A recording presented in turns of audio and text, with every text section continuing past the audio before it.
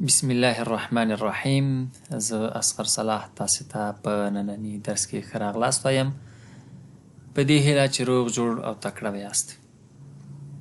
کتاب العربیة بین یدیک لومړی ټوک یا لومړی جز، څلورمه وحده، څلورمه برخه، 19م درس. الحوار الثالث، دریم حوار، دریمه برخه، دریم چپټر. انظر واستمع واعد، وګوره، واوره او تکرار کړه. نن عادل او فیصل په خپل منځ کې سره خبرې کوي. متى کله تستيقظ راویښیږي، یوم ورځ، العطله رخصتی. متى کله څه وخت، د دواړو لپاره مونږه متا استعمالولی شو. متا کله څه وخت، تستيقظو ته راپاڅېږي، دا تا چې دی دا اول کې، لکه یستيقظو هغه راپاڅېږي، تستيقظو ته راپاڅېږي چې د فعل په سر کې د مضارع فعل په سر کې تا راځي، نو تا ته وایو متا تستيقظو. کله راویښېږي، کله راپاڅېږي د خوب نه. یوم العطلة د رخصتۍ په ورځ.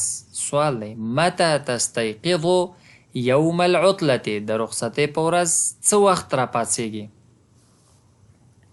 فیصل ورته ګوره دلته تستيقظ ته راپاڅېږي، استيقظ زه راپاڅېږم. استيقظ مبکرا، مبکرا مطلب وختي. دا مبکرا اوس هر کار چې وختي کېږي وای مبکرا، نو دلته ترې مبکرا مطلب سحر وختي دی، خو مونږ یې د سحر وختي په معنا نه اخلو، صرف وختي باندې. استيقظ راویښېږم، مبکرا وختي. نو متى تستيقظ يوم العطلة، متى تستيقظ يوم العطلة د رخصتۍ په ورځ څه وخت راویښېږي، څه وخت راویښېږي د رخصتۍ په ورځ. استيقظ راویښېږم، مبکرا وختي، کولی شي وایي سهار وختي. فیصل ومتى او کله او څه وخت، تستيقظ راویښېږي، انت ته. ومتى تستيقظ او څه وخت راویښېږي، انت ته. ومتى تستيقظ انت او ته څه وخت راویښېږي. استيقظ متأخرا. عادل څه ورته وایي، استيقظ راویښېږم، متأخرا. متأخرا مطلب په آخر کې، متأخرا مطلب ناوخته، متأخرا په بیخي آخر وخت کې. درې واړه معناګانې ترې اخیستی شو، خو دلته متأخرا نه چې کوم مفهوم موږ اخلو، ناوخته. فیصل ورته وایي ومتى تستيقظ انت او ته څه وخت راویښېږي. عادل ورته وایي استيقظ متأخرا، ناوخته راویښېږم، ناوخته راپاڅېږم. فیصل ورته څه وایي، ماذا څه، ماذا څه. ګورئ اکثره وخت به تاسې دلته کنفیوز شئ چې دا ماذا او لماذا دواړه فرق لري.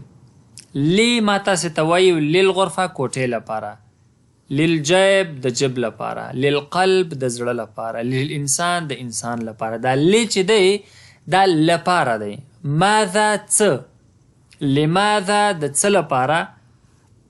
خو کله چې په جمله کې راځي لماذا مطلب ولې. یو څوک یو کار کوي، زه لماذا ولې.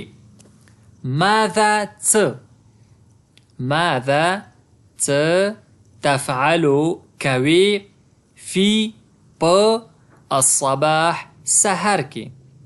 ماذا تفعل څه کوي، فی الصباح په سحر کې. اشاهدو ګورم. یو لیدل دی، یو کتل دی. پښتو کې هم دواړه فرق لري. کېدای شي ډېر خلک پښتو کې هم نه پوهېږي چې د لیدل او کتلو ترمنځ څه فرق دی. لیدل موږ چې داسې وګورو موږ ته ماته مخامخ پرده هم ښکاري، دیوال هم ښکاري، کمپیوټر هم ښکاري، ماته هر څه ښکاري. کتل چې دي زه سکرین ته ګورم، ارادتاً چې څه کوم دا کتل دي او نور لیدل دي. اوس دا اشاهدو چې دی دا مشاهده ده، یعنی زه په یو ځای کې ناست یم، ارادتاً ناست یم او یو خاص تمرکز او فوکس مې په یو نقطه باندې ټاکلی او هملته ګورم. دې ته څه وایي؟ مشاهده یا اشاهدو. ګورمه التلفاز تلویزیون یا ټي وي. ماذا تفعل في الصباح؟ په سهار کې څه کوي؟ عادل ورته وایي اشاهدو ګورمه التلفاز ټي وي یا هم تلویزیون. بیرته عادل ترې پوښتنه کوي چې یعنې زه خو ټي وي ګورم. وماذا تفعل انت؟ وماذا او څه، وماذا او څه، تفعل کوي، انت ته. وماذا تفعل انت او څه کوي ته. وماذا تفعل انت او ته څه کوي. وماذا تفعل انت او ته څه کوي. فیصل ورته څه وایي؟ اقرأ لولمه. که ووایم تقرأ تلولې. اقرأ ګورئ دلته اقرأ لولمه صحیفة او کتابا. صحیفة یو اخبار. الصحافه څه ته وایي؟ ژورنالیزم ته. الصحافه ژورنالیزم، صحفي ژورنالیست. نو صحیفه اخبار ته ویلی شو.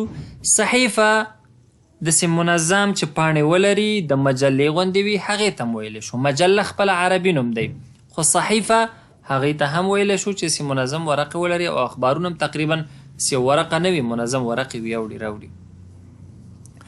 اقرأ صحیفة اخبار لولم او کتابا او یا هم کتاب. ګورئ که داسې وای اقرأ صحیفة و کتابا بیا معنا څه وه چې اخبار او کتاب لولم. اقرأ صحیفة او کتابا لکه انګلیش کې چې آر وایو بوک آر نیوز پیپر.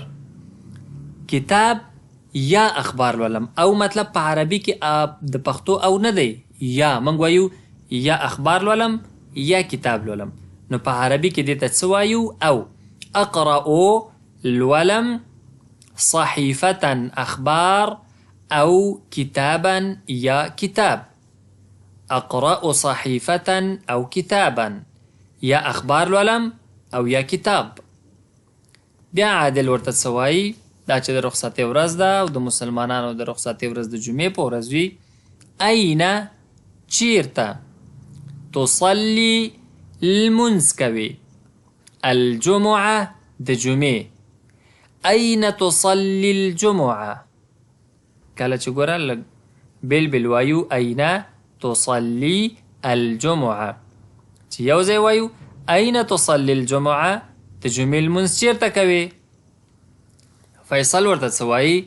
اصلي لمونځ کوم الجمعة د جمعې لمونځ فی په المسجد مسجد کې الکبیر غټ لوی.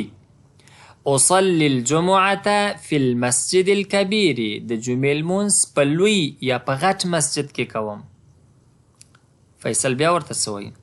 و اين او چیرته تصلي لمونځ کوي انت ته. و اين تصلي انت او ته چیرته لمونځ کوي. عادل ورته څه وایي؟ اصلي لمونځ کوم فی المسجد الکبیر فی په المسجد مسجد الکبیر کبیر غټ ایضا هم. دا ایضا لکه موږ وایو زه هم یم انا ایضا. هغه بعضې خلک کله چې فاصولې کې مثلا ته په څوم صنف کې زه دریم صنف کې یم دا بل هم چې دریم کې هغه دوه مساوي غوندې نښې کېږي پښتو کې ورته وایي ایزن که نه وایي د ایزن اشاره ده. د ایزن څه ته وایي؟ هم. یعنې که هغه دریم صنف کې دی زه هم همداسې یم.